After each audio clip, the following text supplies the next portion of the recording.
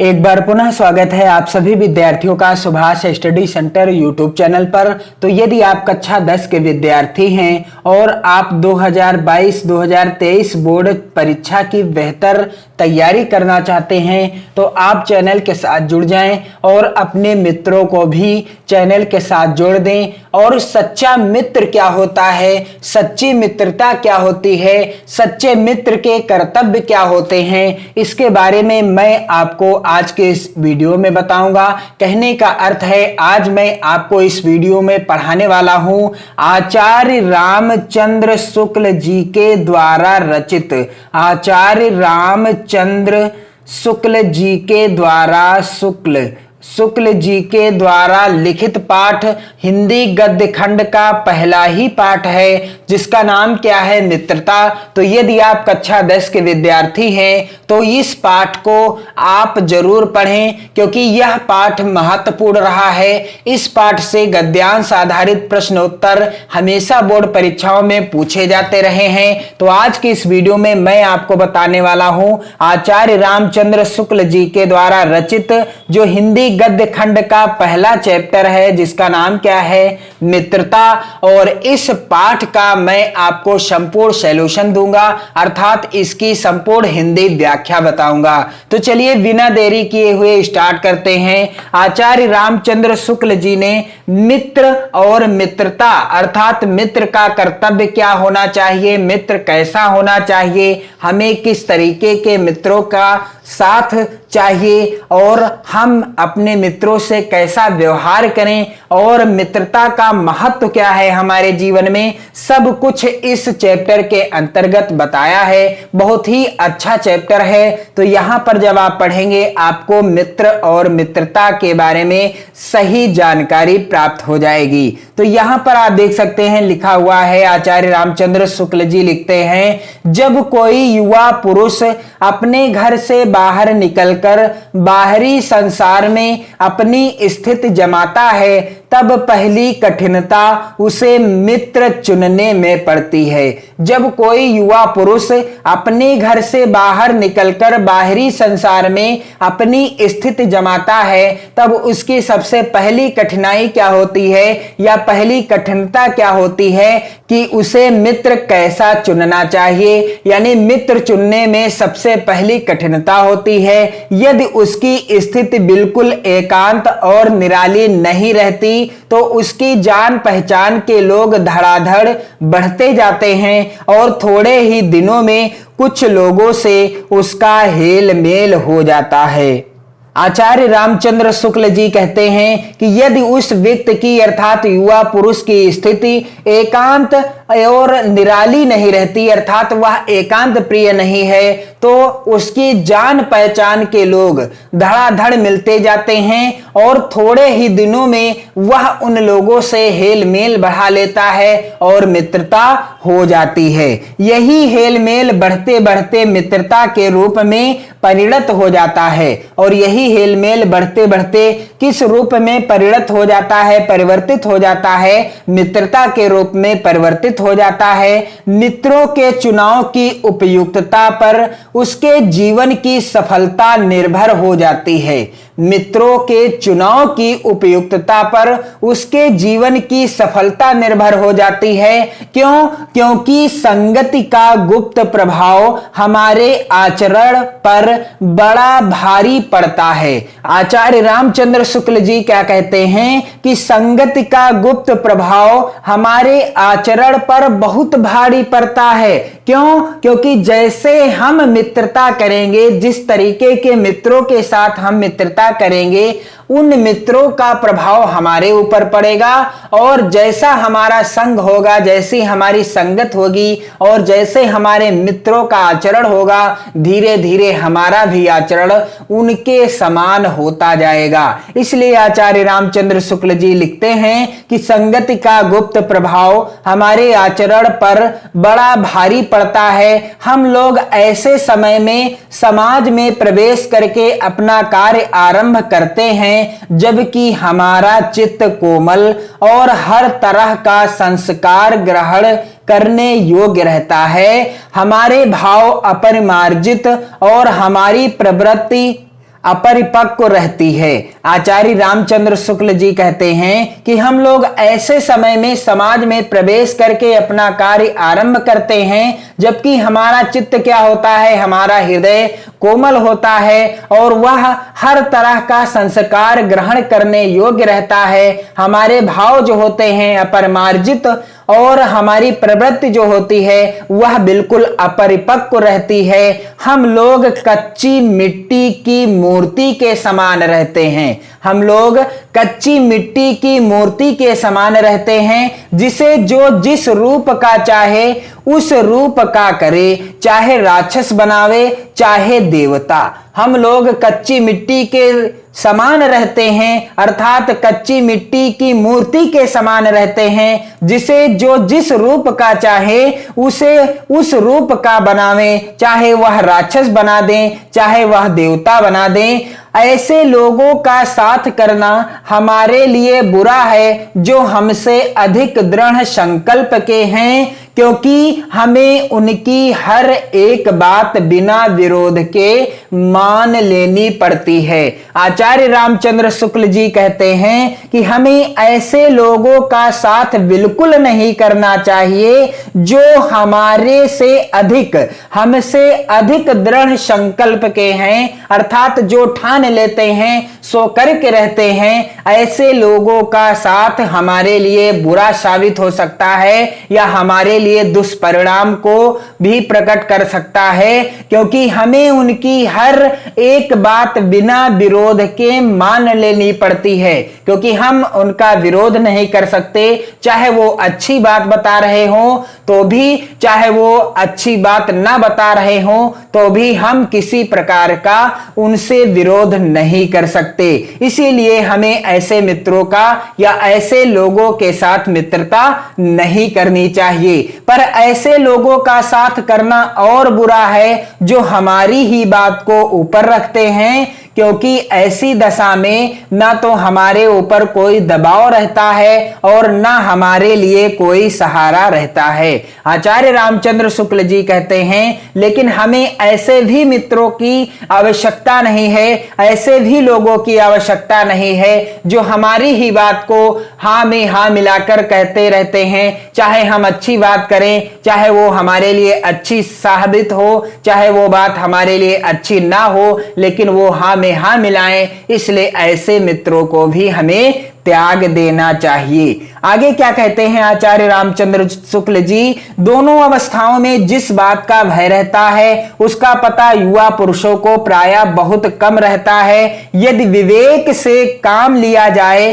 तो यह भय नहीं रहता, पर युवा पुरुष प्रायः विवेक से कम काम लेते हैं। कैसे? आश्चर्य की बात है कि लोग एक घोड़ा लेते हैं। कैसे? आश्चर्य की बात है, लोग एक घोड़ा लेते हैं तो उसके गुण दोष कितना परख कर लेते हैं, पर किसी को मित्र बनाने में उसके पूर्व आचरण और प्रकृति आदि का कुछ भी विचार और अनुसंधान नहीं करते।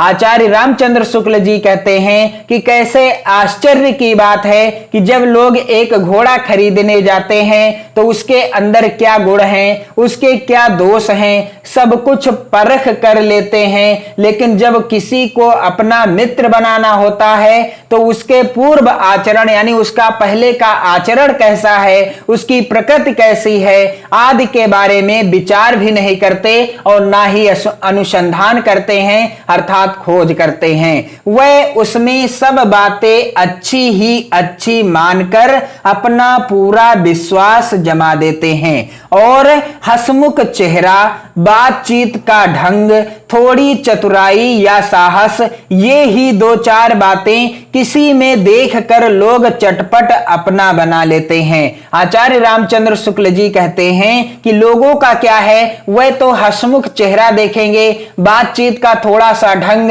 थोड़ी चतुराई या साहस, ये ही दो चार बातें देख लेते हैं और किसी को भी अपना चटपट मित्र बना लेते हैं। हम लोग यह नहीं सोचते कि मैत्री का उद्देश्य क्या है तथा जीवन के व्यवहार में उसका कुछ मूल्य भी है या फिर नहीं है, यह बात हमें नहीं सूझती कि यह एक ऐसा साधन है जिससे आत्म शिक्षा का कार्य बहुत सुगम हो जाता है। एक प्राचीन विद्वान का वचन है, विश्वास पात्र मित्र से बड़ी भारी रक्षा रहती है। आचार्य रामचंद्र शुक्ल जी लिखते हैं कि एक प्राचीन विद्वान का वचन है, एक प्राचीन विद्वान ने कहा था कि विश्वास पात्र मित्र से बड़ी भारी रक्षा रहती है। जिसे ऐसा मित्र मिल जाए, कैसा विश्वास पात्र मित्र मिल जाए, उसे समझना चाहिए कि खजाना मिल गया।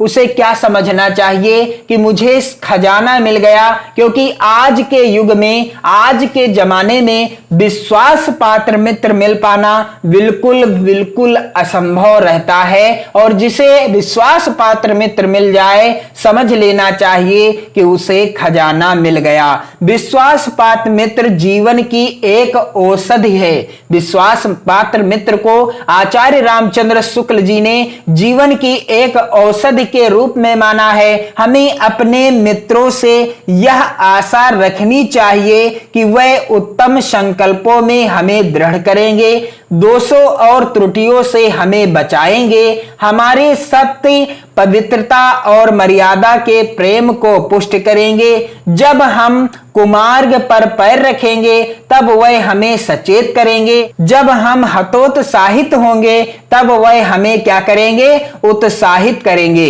आचार्य रामचंद्र शुक्ल जी कहते हैं कि हमारे मित्र कैसे होने चाहिए, या हमें अपने मित्रों से कैसी आशा अथवा उम्मीद रखनी चाहिए कि वह हमें उत्तम संकल्पों में हमें दृढ़ करेंगे। जब हम उत्तम संकल्प लें तो हमारे मित्र को चाहिए कि वह हमारे संकल्प को दृढ़ करें, अर्थात हमें अच्छे कार्य की ओर प्रेरित करें, दोषों और त्रुटियों से हमें बचाएंगे।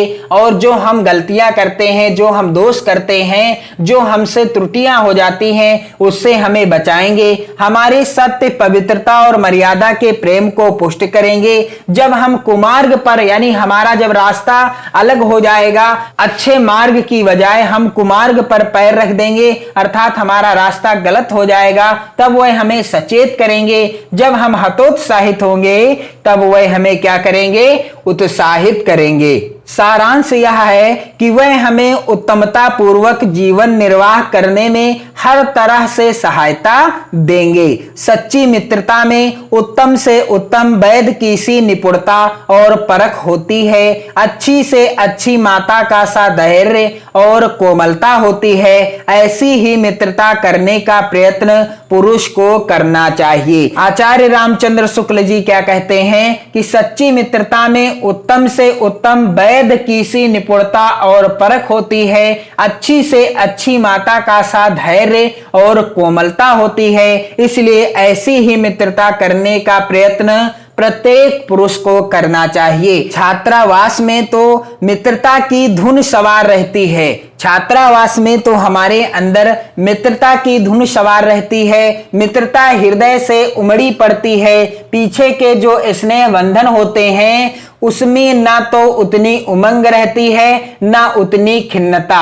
बाल मैत्री में जो मग्न करने वाला आनंद होता है, जो हृदय को वेधने वाली ईर्ष्या और खिन्नता होती है, वह और कहां। यानी बाल मैत्री में, बचपन की मित्रता में जो हृदय को वेधने वाली ईर्ष्या होती है और जो खिन्नता होती है, वह और किसी भी अवस्था में नहीं होती। कैसी मधुरता और कैसी अनुरक्ति होती है, कैसा अपार विश्वास होता है, हृदय के कैसे कैसे उद्गार निकलते हैं, वर्तमान कैसा आनंदमय दिखाई पड़ता है और भविष्य के संबंध में कैसी लुभाने वाली कल्पनाएं मन में रहती हैं। कितनी जल्दी बातें लगती हैं और कितनी जल्दी मानना मनाना होता है। यह सब कब होता है? बाल मैत्री में होता है, बचपन की मित्रता में होता है। सहपाठी की मित्रता, इस उक्त में हृदय के कितने भारी उथल पुथल का भाव भरा हुआ है।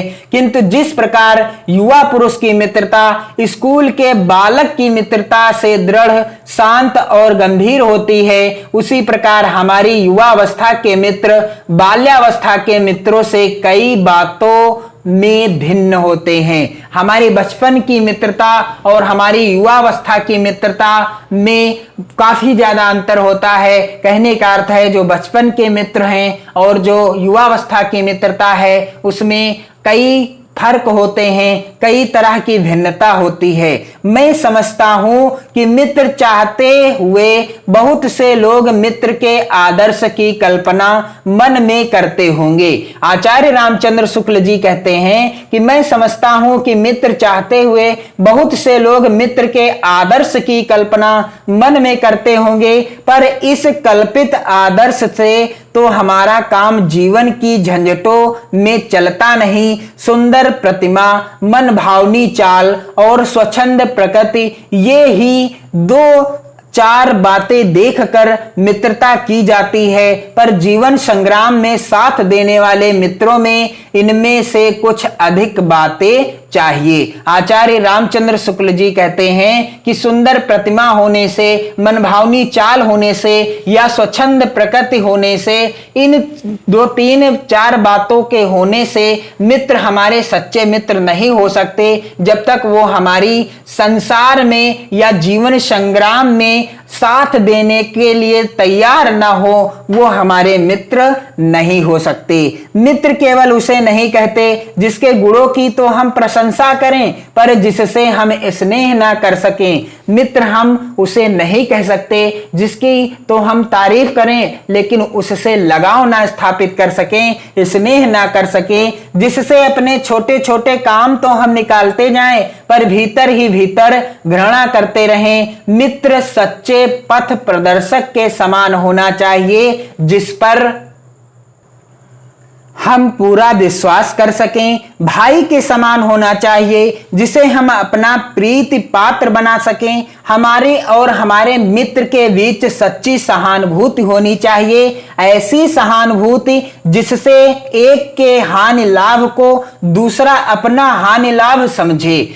आचार्य रामचंद्र शुक्ल जी कहते हैं कि मित्र कैसा होना चाहिए, मित्र भाई के समान होना चाहिए जिसे हम अपना प्रीति पात्र बना सकें। हमारे और हमारे मित्र के बीच सच्ची सहानुभूति होनी चाहिए, ऐसी सहानुभूति होनी चाहिए कि जिससे एक के हानि लाभ को दूसरा अपना हानि लाभ समझे। यदि किसी मित्र की हानि हुई है तो दूसरा मित्र ये समझे कि मेरी भी हानि हुई है, यदि लाभ हुआ है तो वह समझे मेरा भी लाभ हुआ है। ऐसा मित्र होना चाहिए। मित्रता के लिए यह आवश्यक नहीं है कि दो मित्र एक ही प्रकार का कार्य करते हों या एक ही रुचि के हों। मित्रता के लिए यह बिल्कुल भी आवश्यक नहीं होता कि दोनों मित्र एक जैसा कार्य करते हों और दोनों की रुचियां एक जैसी हों, अर्थात पसंद एक जैसी हो। क्यों? क्योंकि आचार्य रामचंद्र शुक्ल जी आगे लिखते हैं, इसी प्रकार प्रकृति और आचरण की समानता भी आवश्यक या वांछनीय नहीं है। आचरण एक जैसा हो या उनकी प्रकृति एक जैसी हो यह बिल्कुल आवश्यक नहीं है। मित्रता तो यह देखती है, क्या देखती है? आगे रामचंद्र शुक्ल जी कहते हैं कि दो भिन्न प्रकृति के मनुष्यों में बराबर प्रीति और मित्रता रही है। दो जो भिन्न प्रकृति के मनुष्य होते हैं उनमें बराबर प्रीति और मित्रता रही है। उदाहरण के लिए राम धीर और शांत प्रकृति के थे। राम कैसे थे? धीर और शांत प्रकृति के थे। लक्ष्मण उग्र और उद्दत स्वभाव के थे। और लक्ष्मण किस स्वभाव के थे? लक्ष्मण उग्र और उद्दत स्वभाव के थे। पर दोनों भाइयों में अत्यंत प्रगाढ़ स्नेह था। पर दोनों भाइयों में अत्यंत प्रगाढ़ स्नेह था। शायद ऐसा स्नेह आज के युग में देखने को भी नहीं मिलेगा। उदार तथा उच्चाशय कर्ण और लोभी दुर्योधन के स्वभाव में कुछ विशेष समानता न थी। कर्ण का स्वभाव कैसा था? कर्ण का स्वभाव उदार था और कर्ण का जो मित्र दुर्योधन था वह लोभी था। लेकिन दोनों के स्वभाव में इतना फर्क होते हुए भी दोनों में क्या थी? सच्ची मित्रता थी। पर उन दोनों की मित्रता खूब निभी। आगे क्या उदाहरण दे रहे हैं आचार्य रामचंद्र शुक्ल जी कि यह कोई बात नहीं है कि एक ही स्वभाव और रुचि के लोगों में ही मित्रता हो सकती है।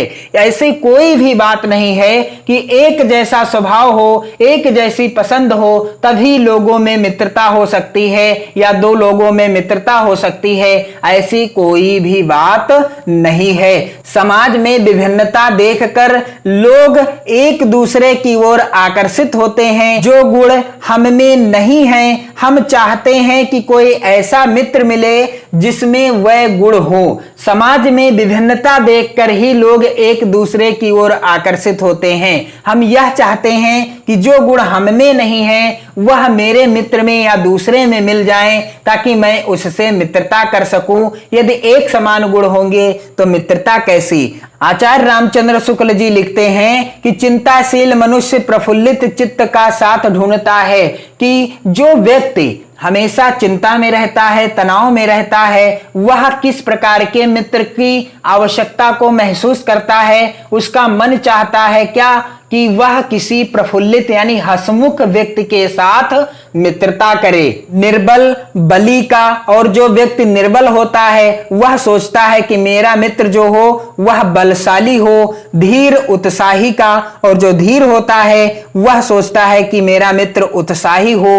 उच्च आकांक्षा वाला चंद्रगुप्त युक्ति और उपाय के लिए चाणक्य का मुंह ताकता था। नीति विशारद अकबर मन बहलाने के लिए बीरबल की ओर देखता था।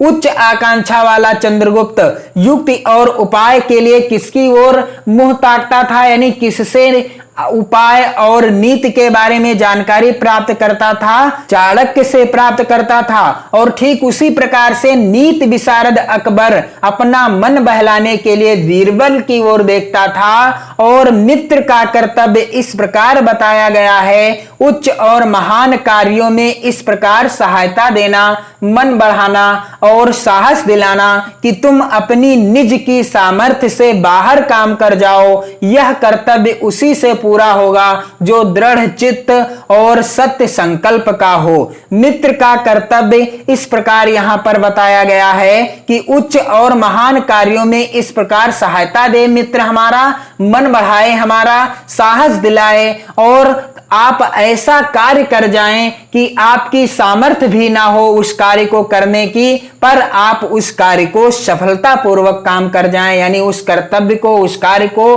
पूर्ण कर दें। यह कर्तव्य उसी से पूरा होगा जो दृढ़ चित्त और सत्य संकल्प का हो। इससे हमें ऐसे ही मित्रों की खोज में रहना चाहिए जिनमें हमसे अधिक आत्मबल हो। हमें उनका पल्ला उसी तरह पकड़ना चाहिए जिस तरह सुग्रीव ने राम का पल्ला पकड़ा था। मित्र हो तो प्रतिष्ठित और शुद्ध हृदय के हो, मृदुल और पुरुषार्थी हो, शिष्ट और सत्यनिष्ठ हो, जिससे हम अपने को उनके भरोसे पर छोड़ सकें और यह विश्वास कर सकें कि उनसे किसी प्रकार का धोखा ना होगा।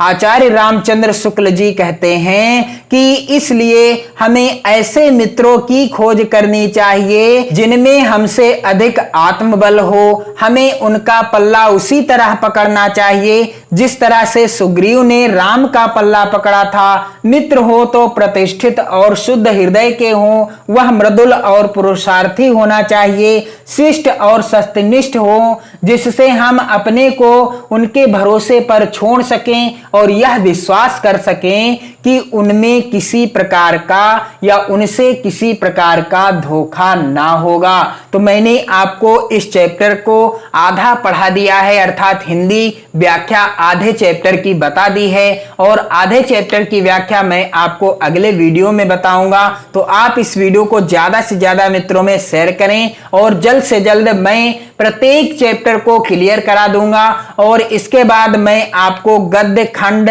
से आधारित, यानी जो गद्यांश आधारित प्रश्नोत्तर पूछे जाते हैं परीक्षाओं में, उनसे भी रिलेटेड वीडियो उपलब्ध कराना स्टार्ट कर दूंगा। आप चैनल के साथ जुड़ें, अपने मित्रों को भी चैनल के साथ जोड़ें, क्योंकि आप भी एक सच्चे मित्र के समान अपनी मित्रता को निभाएं। अपने मित्रों को चैनल के साथ जोड़ें और 2022-2023 बोर्ड परीक्षा की बेहतर तैयारी करें। जय हिंद।